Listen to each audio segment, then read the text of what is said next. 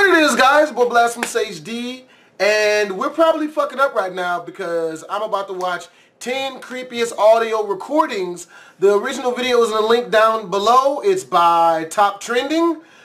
Lego, even though I'm probably either gonna scare or depress the shit out of myself. My body is ready. It's probably not what I'm supposed to say when I'm about to watch this. I'm gonna edit that out. Nasty. 89.9 WKCR is an FM radio station based in New York. One odd night in the year of 1995, the radio station went offline for approximately 3 minutes. During this time, it was said to have been hijacked by a bone-chilling female voice. Brace yourself. After the first 2 bars of music end, it's guaranteed to bring shivers down your spine.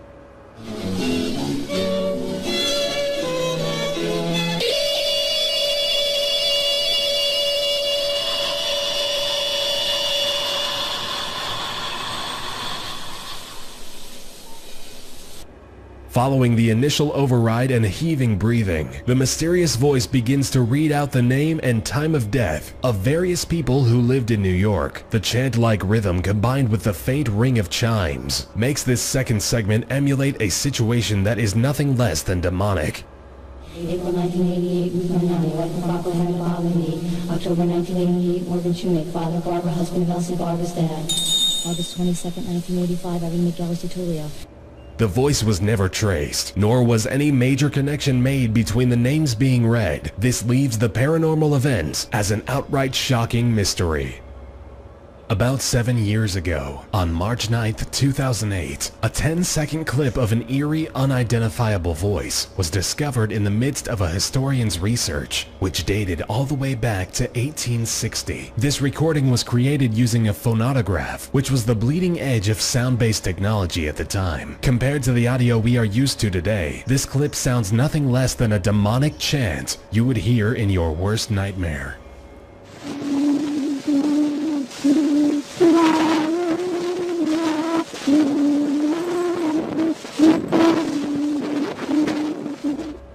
In the midst of the faint and fuzzy audio, the unknown voice is barely singing the lyrics of a famous folk song, Au clair de la lune. The mystery and the historical age of this clip make it downright frightening. The original Night Stalker is a name that was given to a brutally evil man who ferociously raped 50 women and killed 10 victims over a 10-year time span. Before each of these gruesome acts, the Night Stalker would often leave muffled, horrifying messages on a victim's answering machine. Here is one of the recordings that police believe to have linked to the original Night Stalker.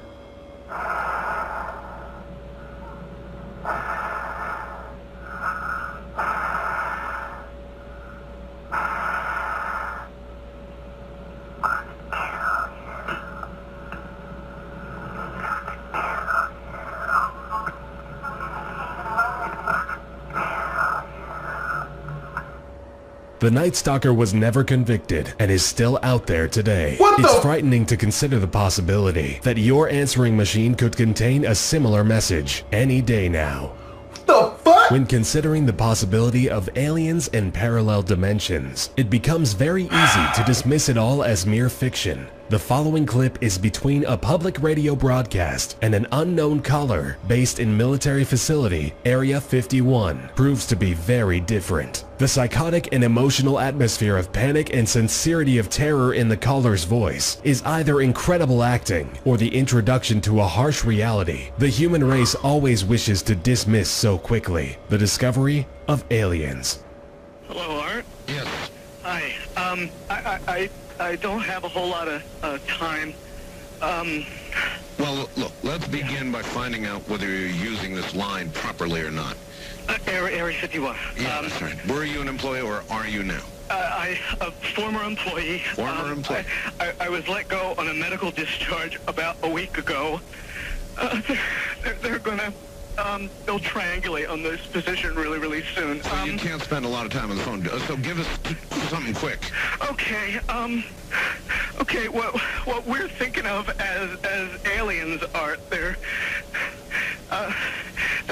extra-dimensional beings that an earlier precursor of the space program made contact with.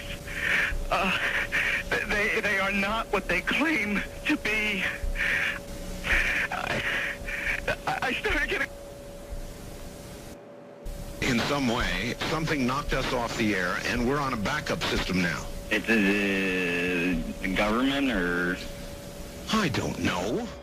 The caller claims that the aliens are actually extra-dimensional beings, and they are not what they claim to be, which means that they are able to access a dimension we are unable to decipher. The fact that science is still catching up to these complex areas of study leaves us to ask ourselves, are we constantly surrounded by invisible, extraterrestrial entities that we fear so greatly?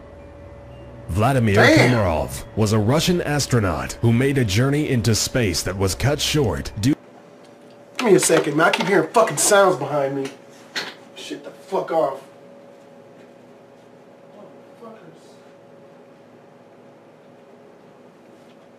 I ain't with that fuck shit. Motherfuckers. It's probably this video's got me fucking spooked, man. Oh. Or my cat was in the closet fucking with shit. Due to the botched construction and inspection of the spaceship prior to launch, he spent 17 orbits in a freezing cold, permanently rotating capsule, which lacked power and stabilization. This clip is Komarov's final transmission to one of the leaders of the expedition, named Alexei Kosygin, during his lethal fall toward Earth, cursing at the people who put him inside a flawed spaceship.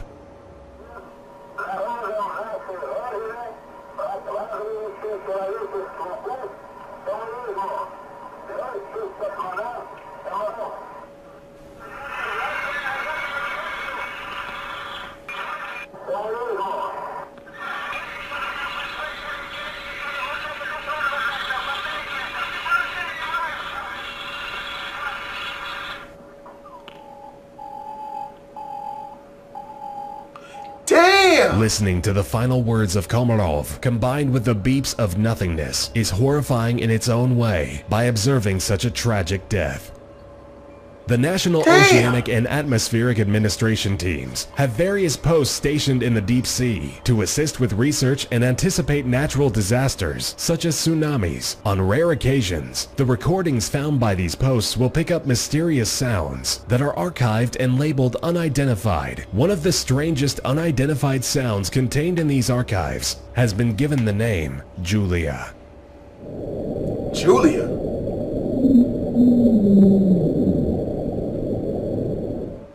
This humane, eerie, woman-like voice, combined with the fact that less than 5% of the ocean has been explored, leads us to the terrifying reality that entities with behavior completely unknown to humans may be lurking in the uncharted depths of the ocean.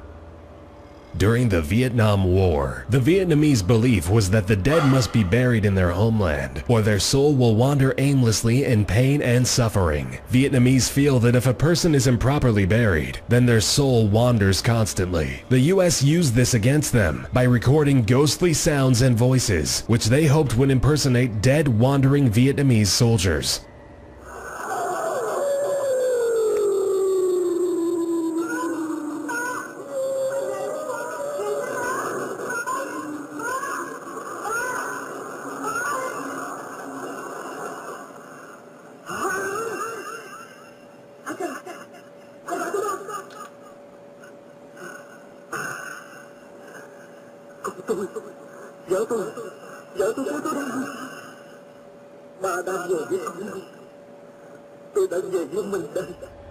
The sense of torture and emotion instilled in the ghost's voice, combined with the story, makes this recording genuinely sinister. We must think about the torture and torment the Vietnamese must have been going through by having this ghostly, religiously offensive clip constantly play through the cold, dark tunnels throughout the war. Very creepy indeed. The unexplored secrets of our galaxy will always be mysterious to us as humans. The Cassini spacecraft is a ship that was sent to Saturn in 2004. Since then, it has been recording various data about the planet, completely new to us. During this expedition, the spacecraft has been detecting intense radio emissions from the planet. These signals have been compressed to become audible to the human ear, and this is the result.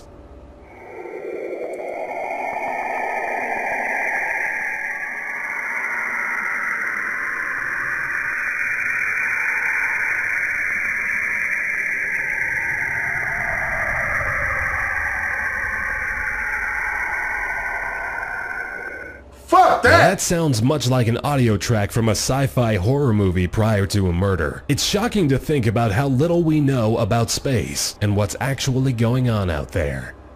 Nope. One of the most heart-wrenching stories is of the Jonestown Massacre. The People's Temple was a cult led by Jim Jones, which held approximately 1,000 people. Jones isolated his followers at a place informally named Jonestown and promised them a utopian society where everything would be equal. In the end, Jones' narcissistic and extremist religious beliefs led him to killing over 900 people, including children, with cyanide-infused Kool-Aid. The following is the clip of Jones' last words while he brutally committed mass genocide among his followers. Death is, I tell you, I don't care how many screams you hear, I don't care how many anguished cries, death is 1,000,000 times preferable to 10 more days of this life. If you knew what was ahead of you, you'd be glad to be stepping over tonight. Jim chose to kill all the children first. The cries from the children slowly dying from the inside out is frightening and sickening enough, but it gets worse following Jim's last words. We commit suicide. We commit an act of revolutionary suicide, protesting the conditions of an inhumane world.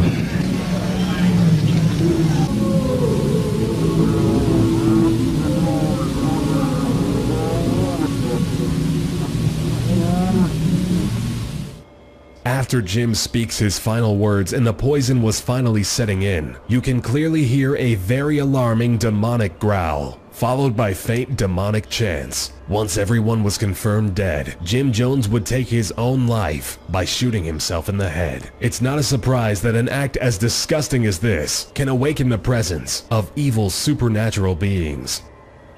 The WOW signal was a radio signal detected by astronomer Jerry Amon while he was taking part in an extraterrestrial investigation using a radio telescope. During the investigation, a signal was discovered coming from deep space in the constellation of Sagittarius. Here is a snippet of the recording.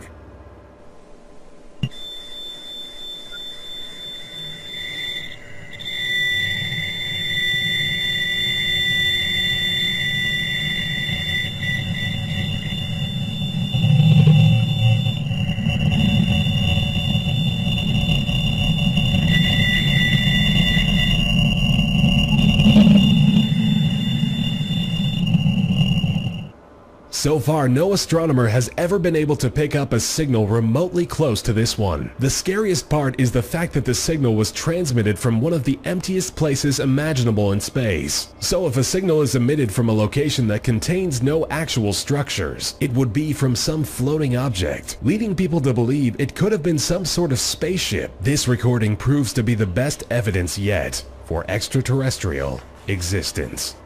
Nope. Nope. Time to play some PS4. That was creepy as fuck. Well, I hope you guys enjoyed this video. If you guys want to go check out Top Trending's channel, click the link in the description. It'll take you to the original video. As always, your boy Blasphemous HD. I'm up out of this bitch. Twisms. Make sure to check out my prank channel. I'm uploading 2 brand new pranks every single week, as this one you see on the left. Click the annotation if you want to watch that, or look in the description where I'll leave a link for the people who are on phones. And as always, Blasphemous HD out.